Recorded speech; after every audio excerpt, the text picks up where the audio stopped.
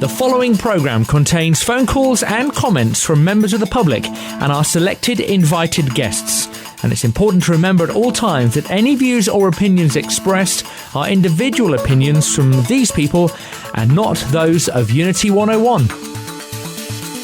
Educational, discussions, informative, entertaining, the Community Hour. This is Unity 101. Good afternoon and welcome to Unity 101 Community Radio. This is the Community Hour, hosted by me, Kalyan Kelly. Today's topic is hate crime. Joining me online are members of the Hampshire and the Isle of Wight Youth Commission. They are Elizabeth Bridges, Sarah Arnold, Maddie Davis. Also online are Unity 101 FC manager Nazakat Azram and players Kamal and Saqib Aslam. Good afternoon all.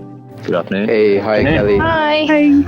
Okay, let's begin with you, Maddie. Tell me a little bit about you and what your role is within the members. Hi. So the Hampshire Youth Commission are all volunteers from ages 14 to 25, and we aim to get young people's voices heard in and around the themes of like policing and crime. Each year we choose 3 priorities to tackle that, and we focus to raise awareness, signposting, and usually events. Obviously, that's been a bit different this year, and through our social media, working with the thoughts and views of young people across our region to find a youth-focused solution. This year, our priorities are serious violence, exploitation and hate crime.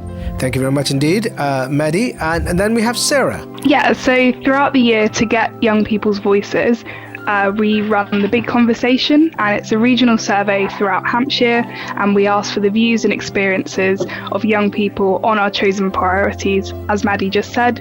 And this survey is essential to getting young people's voices heard, but it's anonymous. And we particularly reach out to groups such as Black, Asian, minority ethnics and members of that community, and also members of other groups which we don't typically reach so much, so young carers and young offenders. Yeah, Elizabeth, carry on. So 36% of the respondents of the Big Conversation have indicated that hate crime is their top priority.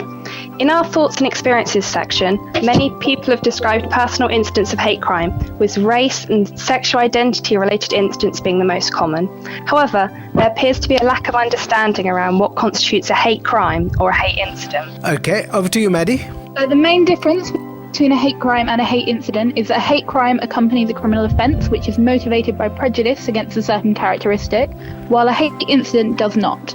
Not all hate incidents amount to criminal offences, but it is equally important that these are all reported. All right, well, let's ask some questions to the players who are waiting online for us. So, Elizabeth, over to you. Okay, so firstly, do any of you have any experiences personally with hate crime? Yeah, I mean, I've had really, really mixed experiences of incidents to this nature. Growing up, I moved around a lot, so I've experienced things in all different parts of the world. So when I lived in Paris, we'd be in a shop.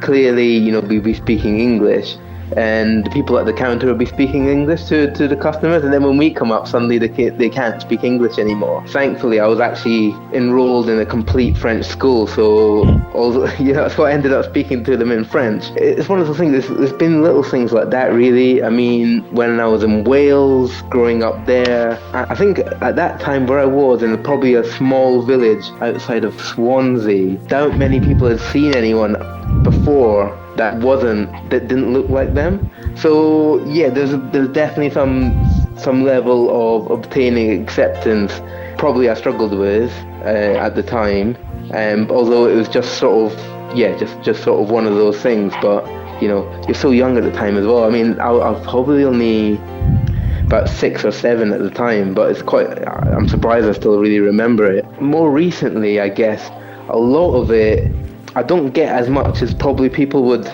think. Look by the look of me, a lot of it at the moment is coming across in sports. There's been bits and pieces in sports that's been experienced. A lot of it sounds really strange to say it, but a lot of the hate crime that perhaps might be targeted at people that look like me, it tends to be targeted at women for the most part. don't know if that's right or wrong to say, but from my experience and what I've seen, that people that look like me is actually not targeted at the blokes like me, although I look like a potential target. It's actually targeted to ladies, girls and ladies. Okay, so let the listeners know that you're of Muslim faith, yeah? Yes. Okay, over to you, Sarah, for the next question. So we were just wondering, would you report a hate crime? So, for example, if one happened to you, your family, your friends, or maybe even if you saw one happening in the street to a stranger? Sorry, I'm Naz. I'm the manager of Unity 101 FC. I've experienced hate crime before it was labelled as hate crime. One incident when I was growing up, on my street, there was our family and one other family that was from an Asian background. That was it. The rest of the the rest of the area was predominantly white English. As I was growing up, more and more people segregated themselves to me purely because of the colour of my skin. And how did that prove that was the case? When we were getting fireworks put through our letterbox, we were getting graffiti on our wall, on my dad's car, saying, leave, go back home, etc., etc. And in those days, in those times, that wouldn't be reported out of fear, because even though we knew who had done that and who were responsible, had we reported it at that time, we would have got more smashed bricks through our windows. So it's a very, very difficult one growing up. But to answer your question, now would I report that? It's because it's now accepted much more as a crime. I would 100% report it. As Zach touched on earlier on about some incidents where sport, sadly, it's still relevant in sport today, where Unity 101 Football Club is the most ethnically diverse football team in the whole of the Sunday League. We can easily say that. We've got players from all around the world that come and play for our team. We provide a safe environment for people from all ethnicities, religions, race, creed, sexual orientation, a safe place to come and play football. When we play football on Sundays against teams that are predominantly all white, we have had incidences as recently as last season, where opposition players have said to our players to speak English when we're already speaking English. We've actually had a manager of an opposition team give racial slurs and say racist things to our players during the match. It's very, very difficult to accept that it's still happening now, but it is happening now. Would it be reported now? I would report it 100% now. If I saw it on the street, I would either intervene or report it. But I think a few years ago, there was a stigma attached to it, whereas if you did report it, it wouldn't be recognised as a crime. Just a quick question from me, if I may add to it. You're now a father and you have 3 lovely children, and they're born here, they're British-born children. Do you find when they come home, they might say that so-and-so says so-and-so? And how would you constitute that as bullying as opposed to hate crime? The thing is, children are not born racist.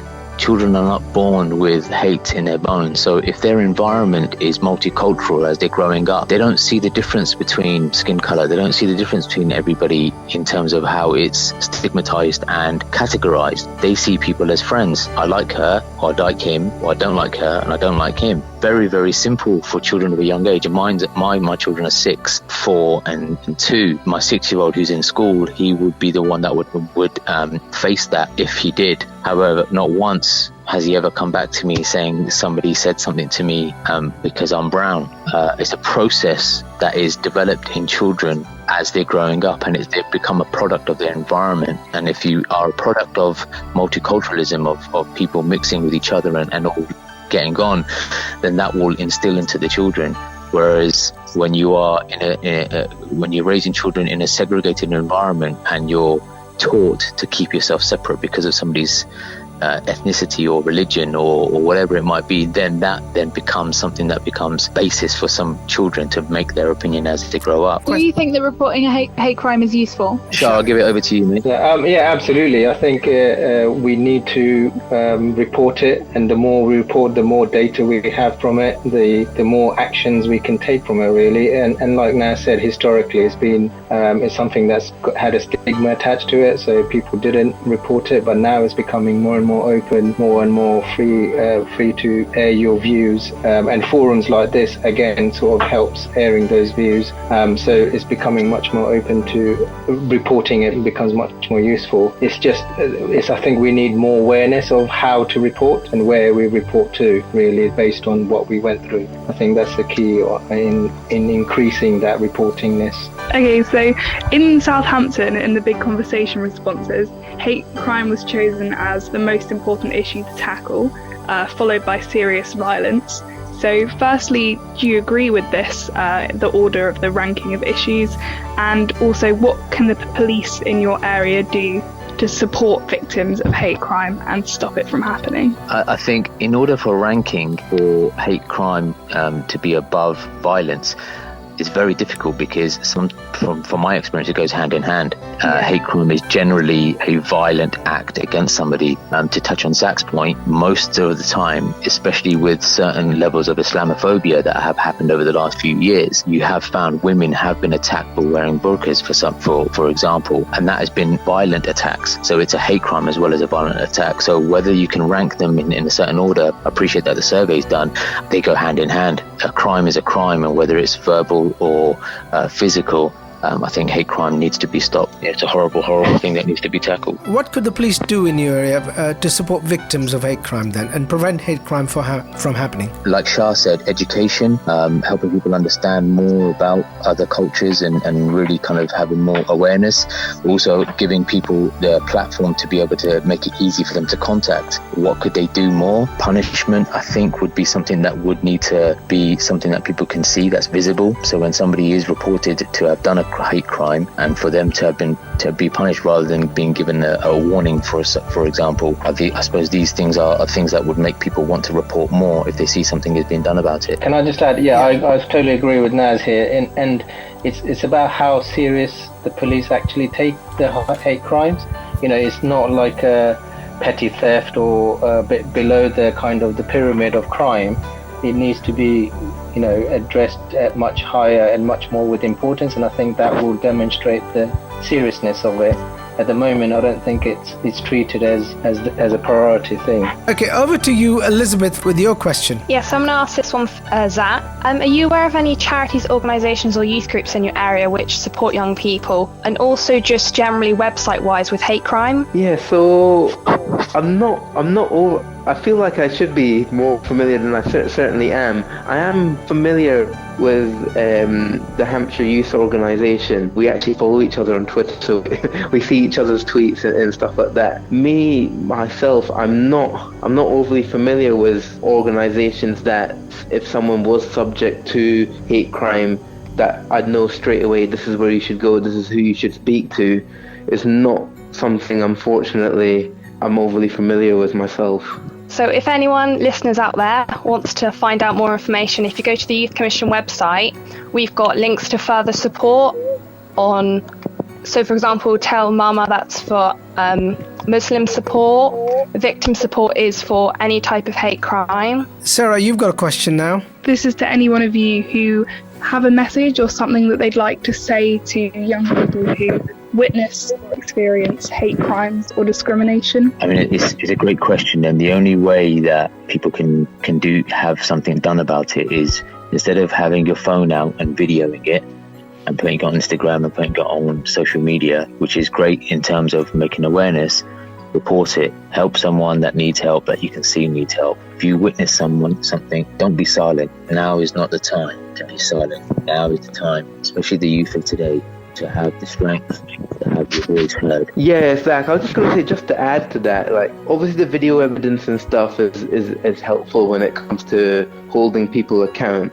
But what you often notice in the videos is that there's perhaps people on the side that aren't challenging the behavior or showing some form of reluctance, to challenge the behavior. And actually, what that ends up doing is it makes the behavior almost acceptable. The perpetrators going unchallenged. The public see that as something that will go unchallenged, and unfortunately, really, really unfortunately, it becomes almost acceptable to the victim if things like that would occur. and completely go unchallenged. Okay, Elizabeth, your question. Okay, so our big conversation responses indicate that young people think education is the best strategy to tackle hate crime. What do you think is the top way to tackle a hate crime? As I've said, I think education is very important. I think awareness and education go hand in hand, and I think that's one way of tackling it. The others, like I said previously, I think police need to take hate crime more seriously, and once they see that this is a serious crime, then it works as a deterrent as well. That kind of leads on to more reporting and everything afterwards. If people see it as like Zach was saying, it doesn't. We don't want it to make it seem like it's an accepted practice. So definitely education, awareness, but also seriousness being taken by the discourse. I guess all those things that you just mentioned there, Shah, it's a combination of all the things that need to be done together. One shouldn't be any more prioritized than the other. Absolutely. Maddie, do you want to tell us where we can get more details on social media and website? Yeah, you can follow us on Instagram and Twitter at HantsYC, and on Facebook we are Hants Youth Commission. That's all we have time today in the Community Hour on Unity 101 Community Radio with me, Ram Kalyan Kelly. Thank you to Elizabeth Bridges, Sarah Arnold, Maddie Davis, youth members of the Hampshire and Isle of Wight Youth Commission, and Unity 101 FC manager Nazakat Azram and players Sheikh Kamal and Saqib Aslam. Good afternoon. Community Hour is aired live daily from Monday to Friday, always from 3 to 4 p.m. Community Hour is a flexible program, accommodating all sorts of discussions, debates, awareness about subjects and issues that affect and benefits the local community. Hosted by our volunteers, members of the public, and people from private and public voluntary sector organizations. Community Hour is not driven by party politics or religious objectives or any other propaganda, but to provide, share information and give advice, signpost listeners to professionals who would offer detailed service on a one-to-one basis. This is Unity 101 Community Radio on 101.1 FM and online www.unity101.org. Good afternoon. The Community Hour. This is Unity 101.